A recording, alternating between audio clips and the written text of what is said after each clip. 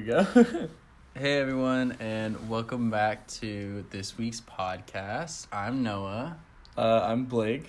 And this week we're going to be talking about queer depictions in media, specifically... Moonlight. And Brokeback Mountain. But first, here is a word from our sponsor.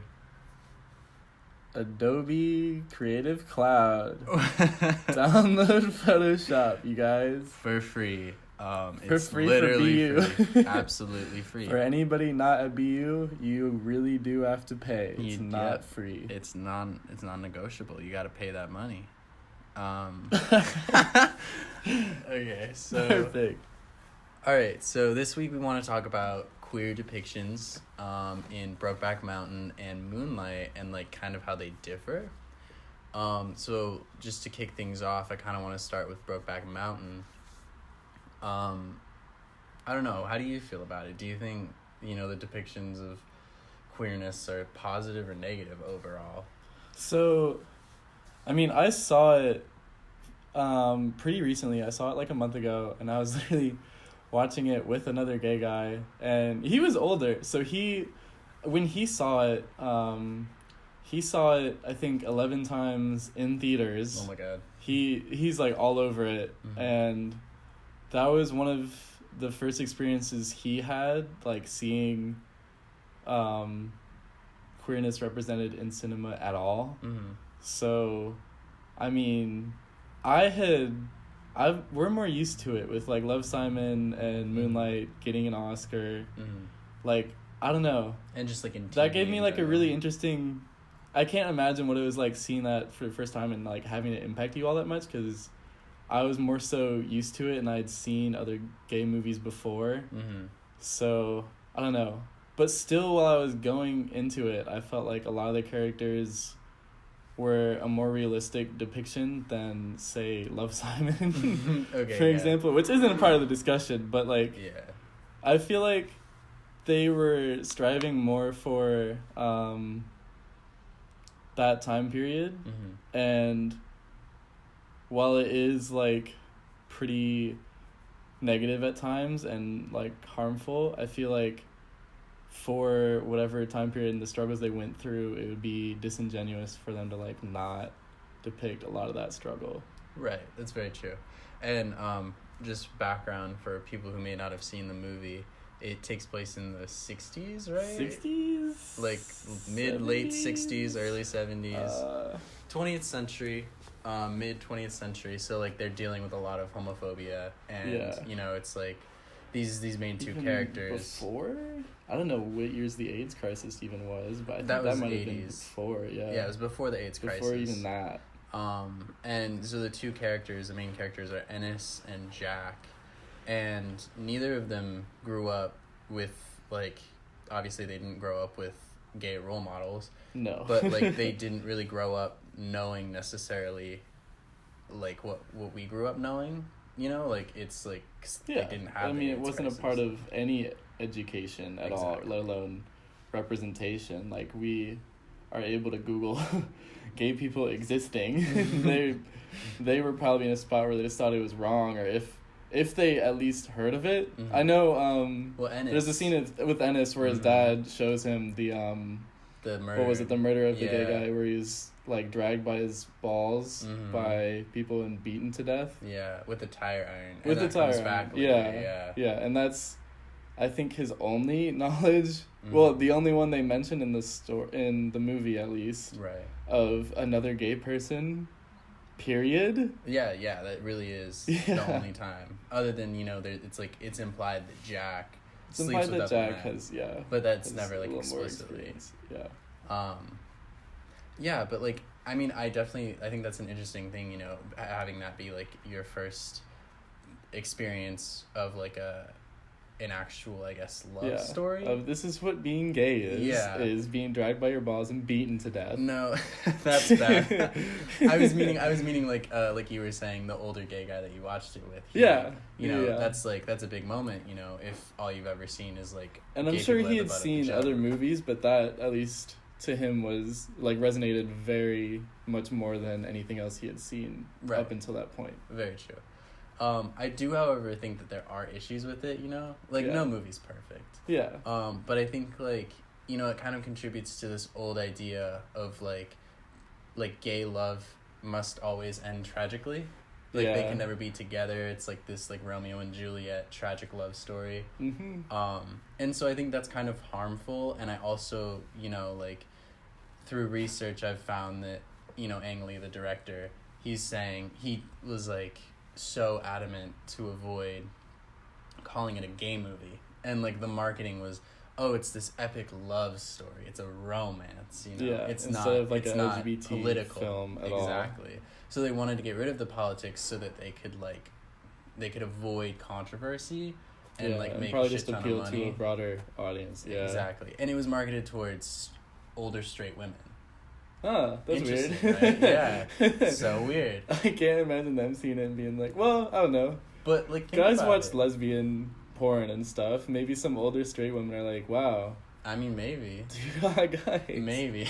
But that's weird that they would market it towards a straight audience. I mean, I think it kind of makes sense, you know, because they're taking it from, like, this romance angle, you know? Yeah. And, like, it's the same type of marketing that they were trying to do with Twilight, when you think about it. Like, this epic romance.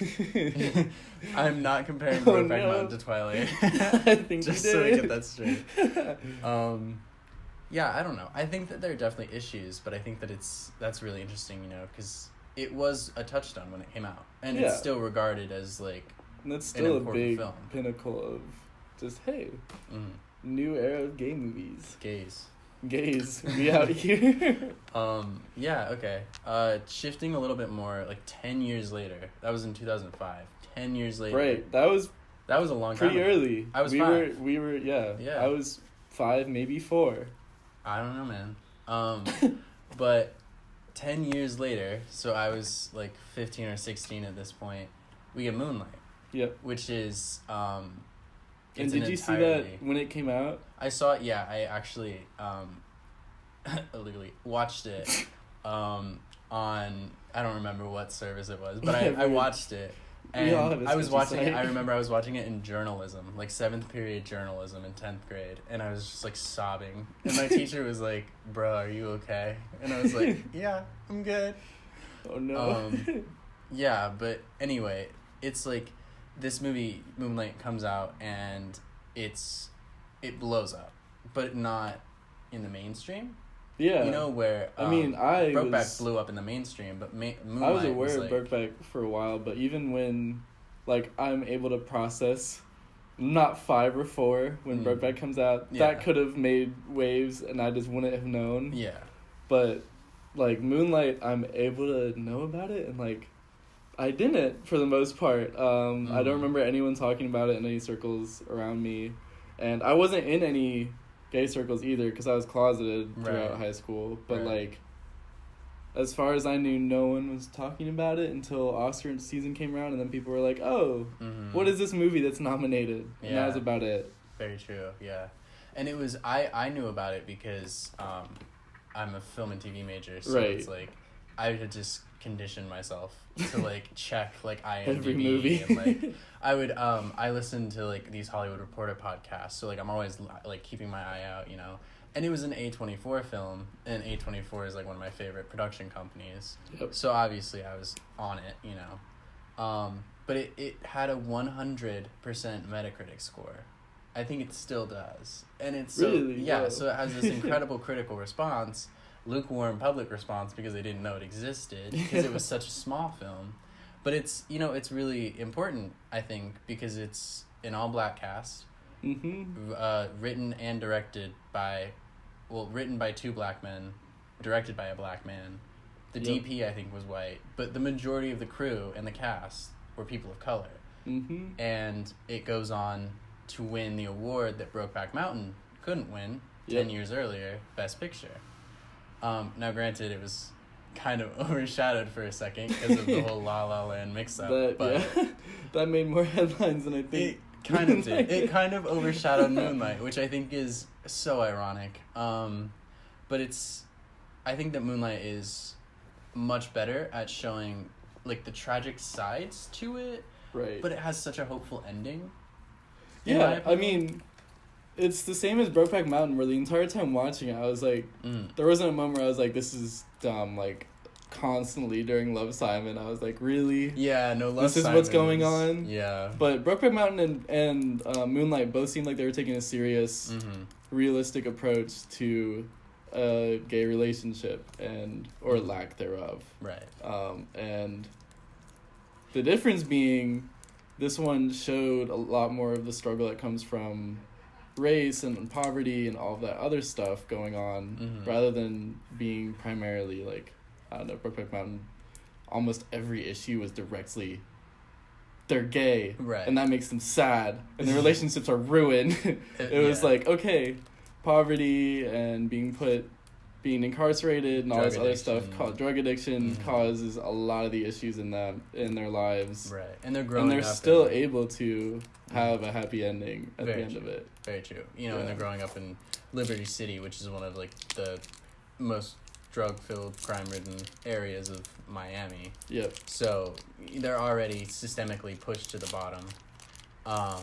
And you know, I think one of the big pinnacles actually that kind of show like the difference, in my opinion, that makes Moonlight better, is that Moonlight has one scene of sex, and it's like not even really on screen. You know, it's more like, implied. You see them from behind, right? Exactly, yeah, and they're on the beach, and it's normalized. Whereas Brokeback Mountain has a couple of sex scenes, but they're almost mechanical. Like, you know what I mean? Because like there's that scene in the tent, and it's like there's no passion there. It's weird. It's like it's kind of gross. It feels almost like rapey. It feels wrong, yeah. Because you're watching it and you're like, okay, so he's just chilling, and then suddenly they're just having sex, and like, and there's nothing has talking. Changed in their relationship. They're not talking. They're there's not nothing. Kissing. There's nothing. It's weird. They're just suddenly one of them's behind the other, and you're like, okay. Do they kiss in Moonlight? I think they do. In Moonlight? I think so. Yeah. They lean in first, and then they like offer each other smoke. That's right. They're like talking about the beach. They get like real vulnerable, and then they kiss. That's right. And then then they do the hand job. Yeah. I don't know. I think that because like, you know, Moonlight, I think does a better job of depicting queerness in general, because it's not creating like that weird hyper masculine like relationship between the two men. It's just kind of like, this is what happens. You know, and it's treating it like any other straight film about a straight couple would. Yeah, which is funny because like both the people in it have to be hyper masculine, and then later you see Tyrone go full into gangs, selling drugs. The most masculine I think you can be. Yeah, and that's kind of as a reflection, but you know, I think Moonlight also succeeds there because it shows that he's like, you know, he's got all this muscle and he's selling drugs in Atlanta, and he's like profited from it, you know, like he's doing really well for himself, but he's so unhappy. Yeah. You know, and sort of at the end we finally get, you know, he meets up with Kevin again, that's the other boy's name, and Chiron finally starts to like open up and like be himself. And so I think where Brokeback kind of seems to make this point that the masculinity is like, I don't know necessarily that it's like, I don't know what, okay, Moonlight is saying that the masculinity has like toxic sort of the masculinity for today. it has toxic side effects. So this form of masculinity has toxic side effects, but you can always come back if you sort of try. Yeah, you can later on open yourself up. Whereas Brokeback doesn't ever have any of that. Well, I don't know. I feel like well, because at the end Ennis doesn't change. He's just alone. Yeah. And he accepts that he's going to be alone. And he doesn't look for anyone else. So like his own masculinity and his own fears kind of held him back. I feel like it wasn't so much him being like, okay, well, I'm alone, as just being like, well, Jack was like, I don't know, the true love idea, where it was like, Jack was my guy. I'll never be able to find another guy like that. Right. Then he was just resigned. and not so much like my relationship with my wife is ruined. I'm not gonna find another gay relationship as much as just like, I loved Jack. Jack is dead. Heartbroken forever. That's true. That's a good point. And like, I feel like it's really difficult to blame Ennis for not pursuing that relationship when like we can see Jack go to that one bar and he like makes one hint at a guy in the bar. The guy immediately leaves and says like, we don't want your kind here. The bartender kicks him out pretty much. Yeah. And he's just like, well, that was that for being gay. And then he gets murdered later on. Spoiler alert. Yeah. And it's like, and I mean, it's alluded to that, well, I don't know if it's alluded to or not. I'm not a film and TV major, but it seemed to me like he was murdered because he's been way more open about that from the start and has made moves in bars, made moves on the other husband. That's right. I forgot about that. Yeah. It was like when they go to the house at the end, he was like, he was planning on like taking you here and like starting a life with you, and then the parents are like, oh yeah, and then towards the end of his life, he like mentioned starting a new life with that husband instead. That's right. Which presumably was after they had the fight. Jack was like, peace out. I got another dude. And I don't know if it was supposed to be like the other guy introduced whatever other dangerous vectors or what, but like whatever it was, I interpreted it as he was pursuing too much in a climate that wasn't at all friendly to him, and it's more tragic so much that like the climate caused all that when he was just trying to find his relationship. Right, which seems like a political point. Yeah. But the movie so shies away from politics. Yeah. You have to make so many leaps to get there, which is bad. Which like when you're sitting there with another gay guy, it's like a lot easier to make that. It's very and true. Like read into it like that than when you're just watching the movie. It's very true. Yeah. Yeah, I don't know. I'm of the camp that Moonlight's better though. I would agree. I think that they both have but I think it needed Brokeback Mountain to become better. Like, if there wasn't that, then we would still need some movie to, like, top it. Start discussion and, like, begin analysis and all this. Very true. Very true. We have to know what doesn't work in order to know what does. Yeah. Okay, well, and you know, Moonlight does have its own shortcomings, but that's more in like depictions of race and women, you know, because like there's two prominent female characters, his mom and very drug addicted, and abusive, and then the other one, what's her name? I don't Janelle know. Monáe's character. Yeah. I know who you're talking about, but she's a good like secondary mother to him. Yeah, but there's like flaws in her own depiction because she's like this gentle, loving black woman who saves she's supposed to be motherly and maternal, and she's very subservient to Juan. I don't know his name. Juan. Yeah, that's right. Yeah. Okay. Well, thank you all for tuning in. Yep. Download Illustrator. Download Illustrator from Adobe Creative Cloud. And also Photoshop and maybe Premiere Pro while you're at it. This message has been sponsored by BU. It has not been sponsored by BU. It has not at all been sponsored by BU. That is a lie. And this is also the only episode, so... Thank you all for tuning in. We'll never see you again, but this has been fun. What are we going to cover next episode? I had a great time. I had a good time. All right. We're going to talk about Paris is Burning next episode. Or Love, Simon. We're just gonna go off on Love, Simon. All right. Okay. All right. See you guys. See ya.